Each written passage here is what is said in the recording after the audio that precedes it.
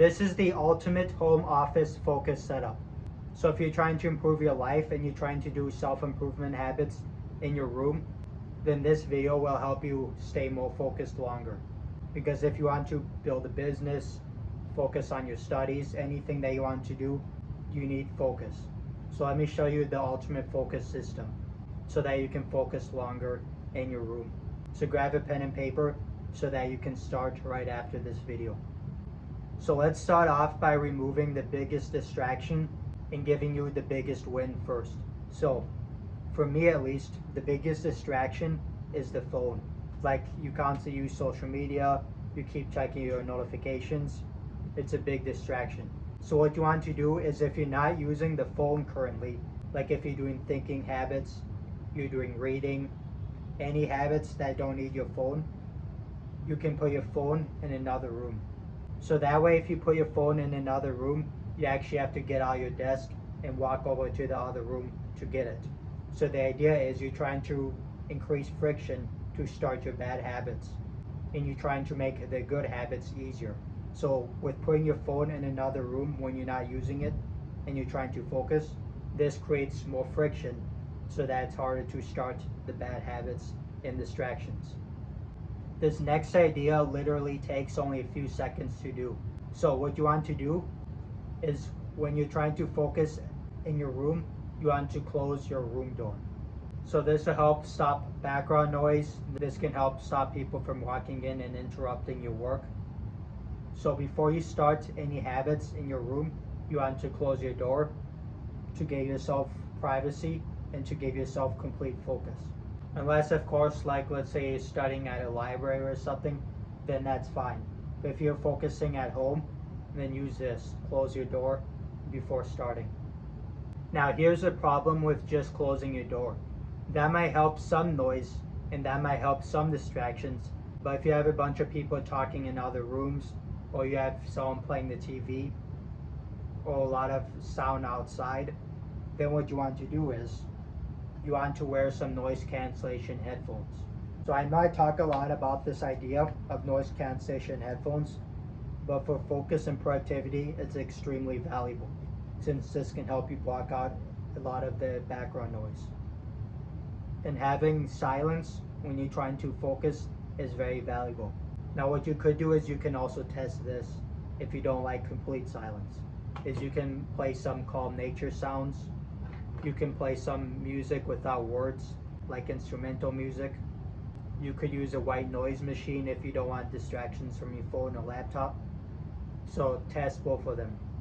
Do you work better in complete silence, or do you like having some noise? Do what's best for you. Now let me show you how you can turn your simple desk onto focus mode. So what you want to do is you want to get a nice light. So you can either use like a book light, let's say if you're reading, or you could get a nice lamp that you can put on your desk.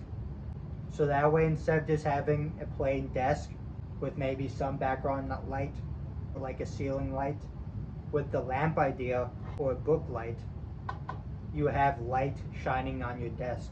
And that will make your desk look a lot nicer, and it gives you a cue like, okay, this is focus mode. Since I have my light on the desk, now I have to focus. So it's a good visual cue for you. So if you have an outlet next to your desk, you can get a lamp that has an outlet attached to it. And if you don't have an outlet, look for a light that doesn't use an outlet, or just use the regular book light. And if you're doing habits that use your phone or laptop, you don't need to do this. You can if you want, but this is mostly just for paper habits or thinking habits. Now that distractions are gone, we want to make our environment as comfortable as we can so that we can focus longer. So what you could do is you can get a pillow and you can put it on your lap when you're studying. Or what you could do is you get a pillow and you do this. You put a pillow behind your back, so that way it's more comfortable when you're sitting. And then what you could also do is make sure your room is also the right temperature. So you don't want it too hot or too cold, especially too hot. Because if your room is really hot when you're trying to focus, you get all sweaty, like you want to move around, it's hard to stay still. At least if it's a cold room, you can just put a sweatshirt or long sleeves on. So make your workspace in your room as comfortable as you can. Maybe you can get some foot massage tool that you can put on your desk. Maybe you can get a neck pillow. Anything that increases your comfort while you're working on your desk can help you focus longer, because it's a lot easier when you're comfortable, and increases your reward. So like, you wouldn't want to play video games all day, because now focusing on your actual habits would seem more fun to you. Now let's talk about multitasking. So whether you think multitasking is true or not, maybe some people can do it, maybe most people can't. It's probably safest to just focus on one single task at a time, so that way you can give your full attention on it instead of just trying to do multiple habits at the same time. Now there are some ways I believe you can multitask, but for this we're going to keep it simple. So what you want to do is you want to focus on one single habit at a time. So for example, if you want to do habit number 7, let's say, you can give your habit 7 folder, and then you only do habit number 7 until you're done. Don't try to do habit number 8 or habit number 3. Only focus on this habit. Once you fully complete this habit and do a good job, then you can go on to the next habit, like habit 8 or whatever the next task is. Think about it like this. If you have 10 rabbits, you don't try to catch all 10 at the same time. You focus on catching one rabbit, stopping, and then catching another rabbit. It's the same idea with your habits. One habit at a time, and then go do the next habit. Simple. So now that you know you want to focus on one single habit at a time, the next thing is you want to eliminate confusion before you start. So if you don't know how to do something, you usually stop a lot, and you wouldn't do as good of a job, and you'll procrastinate a lot more. So what you want to do is you want to go through your habit list. Like, let's say you have 16 main habits that you want to do. You need to know exactly how to do each habit from start to finish, and how to do a great job on each one of them. Because if you don't know how to do a habit, you're not going to do very good at it, and you're going to have a hard time focusing a long time on that. So learn from people who already did the habit, research on Google, do whatever you need to do to know exactly how to do each habit on your to-do list. And that way you can easily get in the full state. Since you know exactly what to do, it'd be a lot easier to start. I think not knowing how to do a habit is actually one of the biggest reasons why people procrastinate.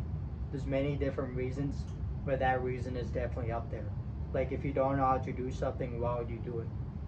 If you don't know how to ride a bike, why would you get on a bike? You first need to learn how to ride a bike.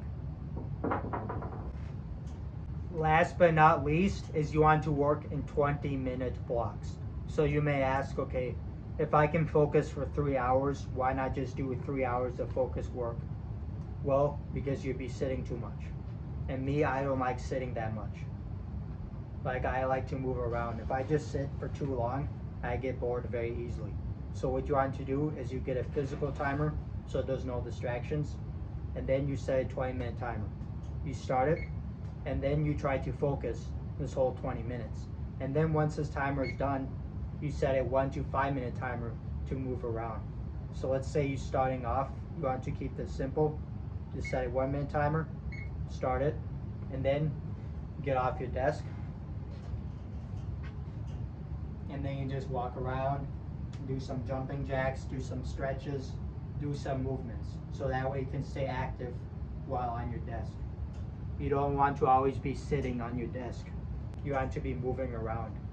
Because you'll notice a lot of home habits, if you try and start an online business, it's a lot of sitting. So this, it keeps you active still, since it's not like a physical, say, construction job or something. So those are the 8 steps to the ultimate focus system. So do the steps in order, and then see how it helps you. And then leave in the comments below your results. I'm trying to get more feedback on your videos. So any kind of feedback that you think I can improve in these videos, or what mistakes I'm making, leave in the comments below. And subscribe for more productivity systems like this.